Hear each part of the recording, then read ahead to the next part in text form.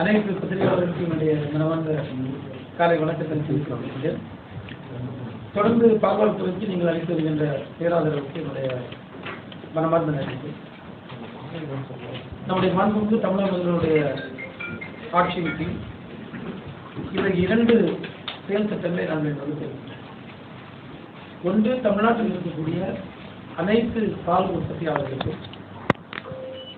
அவர்கள் கடன் வழங்குவது, அதில் கால்நடை பராமரிப்புக்கான வட்டி இல்லாத கால்நடைகள் வாங்குவதற்கான கடன், எந்தெந்த விவசாய பெருமைகள் கால்நடைகள் வாங்க வளர்க்க விரும்புகிறார்களோ அவர்களுக்கு வழங்குவது.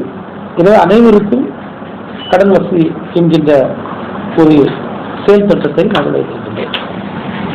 இன்னொரு செயல் திட்டம் என்னவென்றால், நம்முடைய மாநிலத்தில் இருக்கக்கூடிய அனைத்து பால் உற்பத்தியாளர்கள் கூட்டுறவு சங்கங்கள் தற்போது 9232 சங்கங்கள் இருக்கிறது. இந்த சங்கங்களையும் லாபத்தில் இயங்குகின்ற சங்கங்களாக மாற்றுவதற்கான நடவடிக்கை, அதாவது sustainable milk producer cooperative societies என்கின்ற ஒரு செயல் திட்டத்தையும் நாங்கள் வடிவமைத்திருக்கின்றோம்.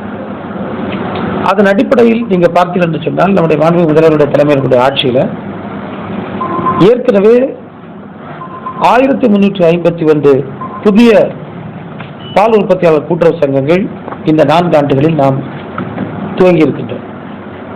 அதே போன்று செயலிழந்திருந்த 483 சங்கங்களை புதிதாக செயல்பட வைத்திருக்கின்றோம். கலைக்கப்பட்ட லிக்விடேட்டட் சங்கங்கள் 650 சங்கங்களை நாம் இந்த காலகட்டத்தில் மீட்டெடுத்திருக்கின்றோம். ஆக மொத்தம் பார்த்தால் 2484 சங்கங்கள் புதிதாக செயல்பாட்டிற்கு வந்திருக்கின்றன.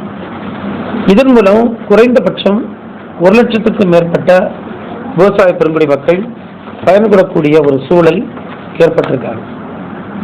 இப்போது தமிழ்நாட்டை பொறுத்தவரையில் இன்னும் 1365 சங்கங்கள் செயல்படாத சங்கங்களாக இருந்து கொண்டிருக்கிறார்கள்.